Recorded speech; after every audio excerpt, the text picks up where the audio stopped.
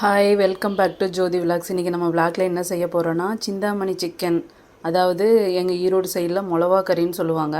அது எப்படி செய்கிறதுன்னு இன்றைக்கி உங்களுக்கு சொல்ல போகிறேன். அதுக்கு தேவையான இன்க்ரீடியன்ஸ் என்னென்னு பார்த்தீங்கன்னா, சின்ன வெங்காயம் ஒரு 100 கிராம் எடுத்து உரித்து பெருசாகிறத மட்டும் கட் பண்ணி வச்சுருக்கேன். அப்புறம் காஞ்ச மிளகா நல்லா கீறி வச்சுருக்கேன் தேவையான அளவு. அதுக்கடுத்து கருவேப்பிலை கொஞ்சம், சிக்கனை நல்லா க்ளீன் பண்ணி கழுவி எடுத்து வச்சுருக்கேன். இப்போது நம்ம எப்படி செய்கிறதுன்னு பார்க்கலாம். இப்போ அடுப்பில் கடாய் வச்சாச்சு, அடுப்பை ஆன் பண்ணியாச்சு.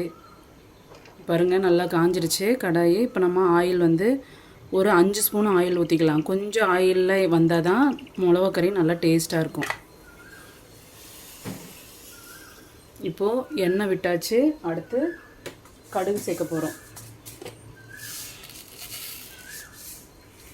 1 ஸ்பூன் கடுகு சேர்த்துக்கலாம்.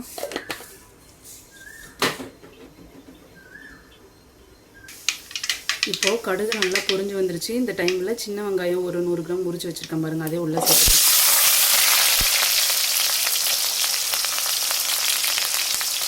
சேர்த்துட்டு இப்போது கருவேப்பிலையும் கூட சேர்த்துக்கலாம். சின்ன வெங்காயம் நல்லா கோல்டன் ப்ரௌன் கலர் வர அளவுக்கு நல்லா வதக்கி எடுத்துக்கணும். அப்போ தான் மிளகாக்கறிக்கு நல்லா டேஸ்ட்டாக இருக்கும். அதனால் நல்லா வதக்கி எடுங்க.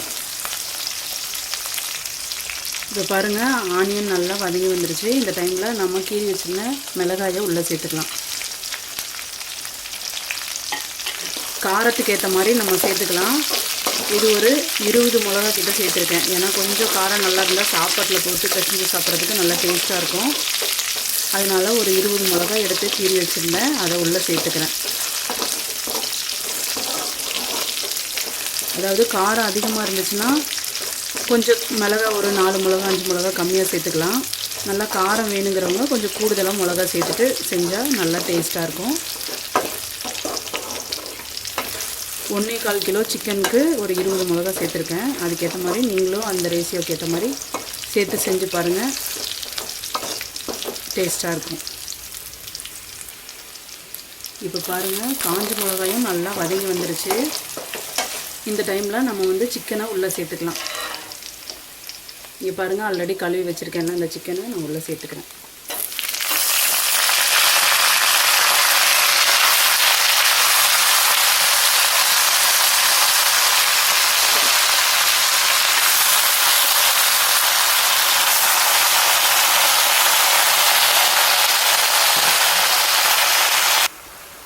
இப்போ இதுலேயே ஒரு ஸ்பூன் மஞ்சள் தூள் சேர்த்துக்கலாம். சேர்த்துட்டு நல்லா வதங்கி வரணும். அதாவது ஆயில் பிரிஞ்சு வரணும். அந்த டைமில் நம்ம தண்ணி சேர்க்கணும். ஆயில் நல்லா பிரிஞ்சு வந்ததுக்கப்புறம் சேர்த்திங்கன்னா கொஞ்சம் டக்குன்னு சீக்கிரமாக வெந்துடும். இப்போது தேவையான அளவு உப்பு சேர்க்குறேன், 1 ஸ்பூன் சேர்க்குறேன். அதுக்கப்புறம் தண்ணி ஊற்றுவோம், பார்த்துட்டு அதுக்கேற்ற மாதிரி சேர்த்துக்கலாம். இப்போ பாருங்கள் நாட்டுக்கோழி நல்லா ஆயில் பிரிஞ்சு நல்லா வேக ஆரம்பிச்சிருச்சு. இப்போ இந்த டைமில் நம்ம தண்ணி சேர்க்கணும். கரெக்டாக 1 சொம்பு தண்ணி பாருங்கள், இந்த அளவு.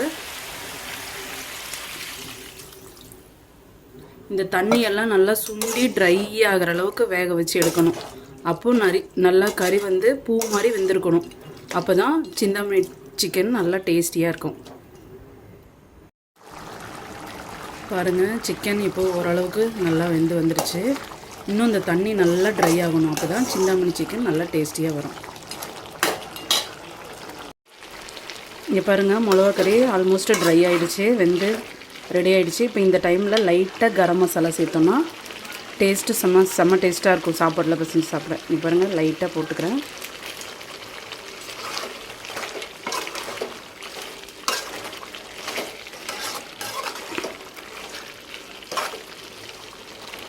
இப்போ ஒரு 2 மினிட்ஸ் கழித்து ஆஃப் பண்ணோன்னா சுவையான சிந்தாமணி சிக்கன் இல்லை மிளகாக்கறி செம்ம டேஸ்ட்டாக ரெடி ஆகிடுச்சு. நீங்கள் சாப்பாட்டில் போட்டு சாப்பிட்டு பாருங்கள், சூப்பராக இருக்கும். இப்போ பாருங்கள் சுவையான சிந்தாமணி சிக்கன் ரெடி ஆகிடுச்சு.